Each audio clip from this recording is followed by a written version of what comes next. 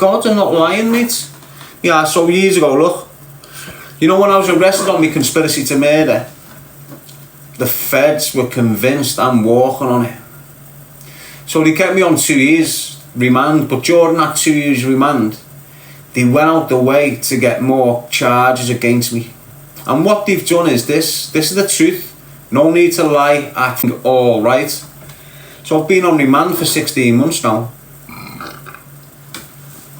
I'm on remand 16 months. I'm on the conspiracy to murder charge. I've got the conspiracy to murder charge, attempted murder charge, threats to kill, and that's it. That's what I'm facing when I first go into custody, right? 16 months later, when I'm still waiting for my trial to go ahead, keeps on getting put off. 16 months later, I'm on a police production. I'm thinking, wow, this is all true, this screen record, this is a good story, get it out there.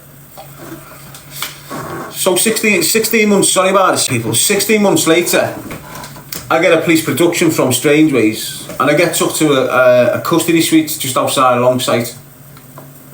And I go in there, and they've arrested me for conspiracy to supply Class A drugs twice, conspiracy to blackmail, conspiracy to possess firearms with intent to cause fear and endanger life. This is what they're hitting me with. I'm just shocked out my head here thinking, wow, where's all this come from? So I'm thinking they're never going to charge me on this. They charge me on it. So now I've got a conspiracy to murder, attempted murder, threat to kill. 16 months later, 2 times conspiracy to supply Class A drugs, aggravated burglary with a firearm, conspiracy to possess firearms, conspiracy to blackmail, conspiracy to possess firearms with intent to cause, just pure match. And I'm thinking, wow. And I'm in interview, and they're reeling all this mad events off, and apparently this is some kid, some lad who they've arrested, listen to this, some lad who they've arrested has made a statement saying that I'd kicked his door in, put a John Gotti in his mouth, forced him into selling drugs for me.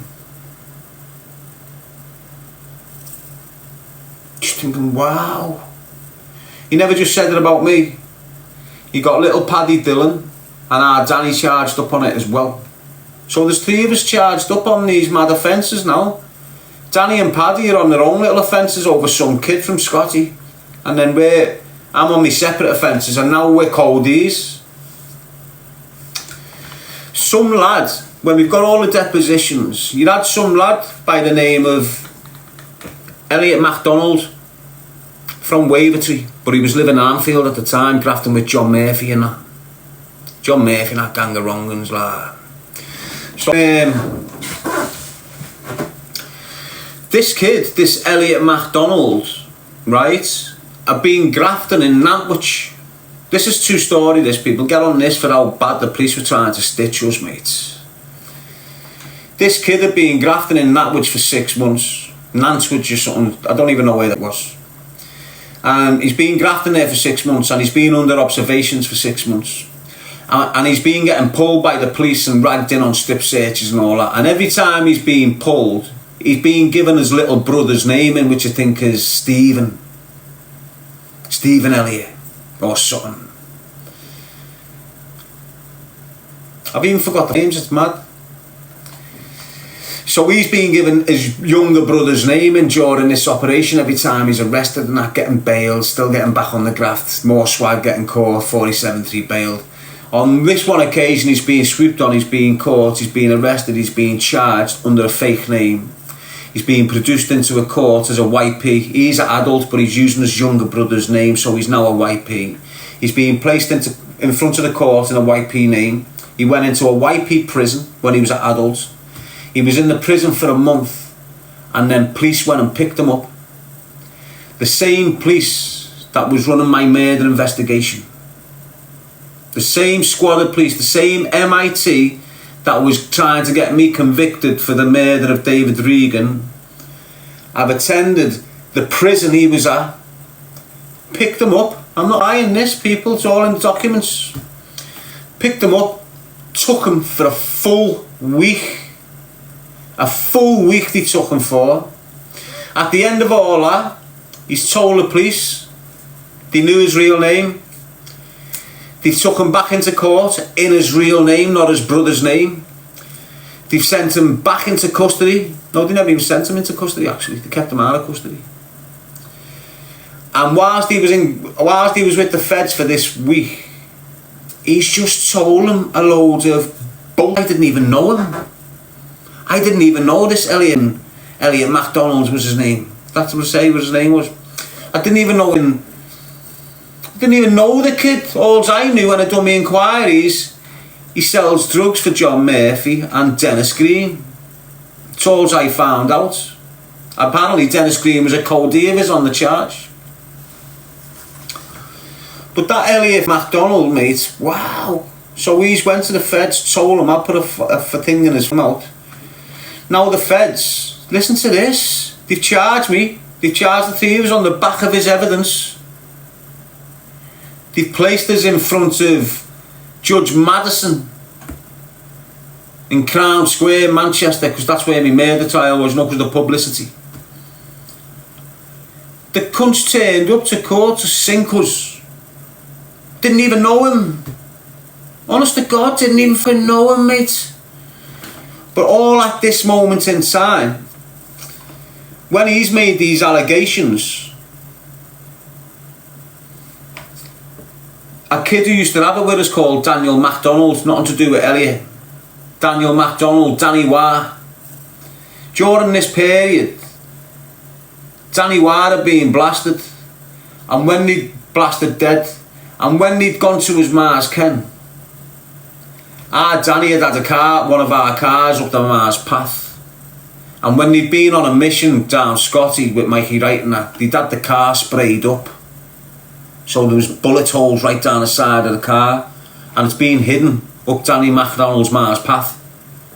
Danny MacDonald's being wigged on the Millennium. As part of that investigation, the feds have gone to Danny Wah's Mars, spotted the car, and in the car he'd had a shotgun, a handgun and a 308 Remington sniper rifle.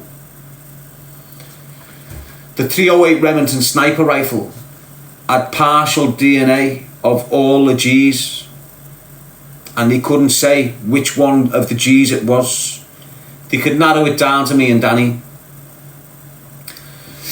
So now they're using the shotgun that they found in this car and saying that that's the shotgun that was placed in the kid's mouth. And the kids identified the gun as the one that got put in his mouth. This Elliot MacDonald kid. Mad that, innit? So now we're charged. They've charged me and Danny on possession of the sniper rifle, and charged Paddy and Danny on possession of them, because they're on this charge with me as well. I wouldn't be surprised if Danny and Paddy had done what the kid said. Do you understand? But they never admitted it to me. So he's standing up in the dock, writing us off, mates, and I'm in shock. I'm just in shock. I've never seen this kid in my life, and he's standing in the dock, blatantly lying, getting caught out for like 20 minutes.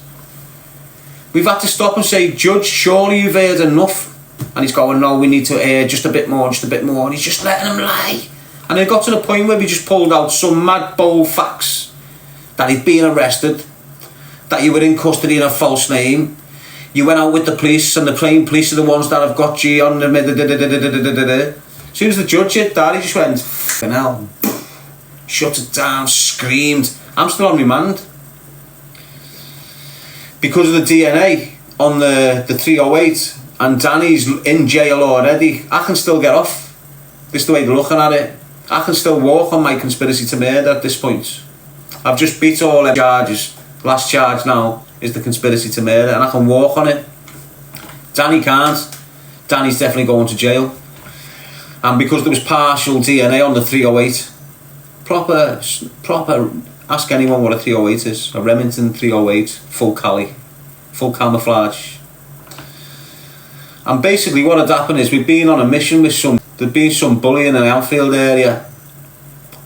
And Wes was on the mission with me. Wes come and sat on this mission with me for like 9 hours in a bush, sitting facing the front door with a 308 sniper. Game as far, weren't we? Game as far. Honest to God, game as.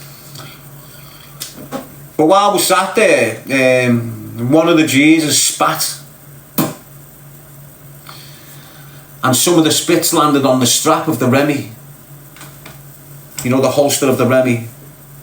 It's landed on the holster. So when they took it out of Danny Wire's garden, out the car, it was in the Mondeo. So when they took the guns out of there, they sent them off for DNA and ballistics. The partial DNA of a G brother has come back on the strap of the 308 Remy. So Danny took the Remington charge. And I knew this anyway, but it just reaffirmed what I knew already about firearms. You know, it's like a 2-tiered system for firearms.